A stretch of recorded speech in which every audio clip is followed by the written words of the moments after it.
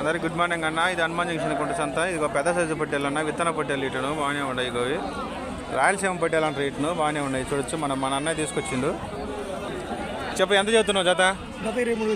జత 23,000. Final rate ఎంత?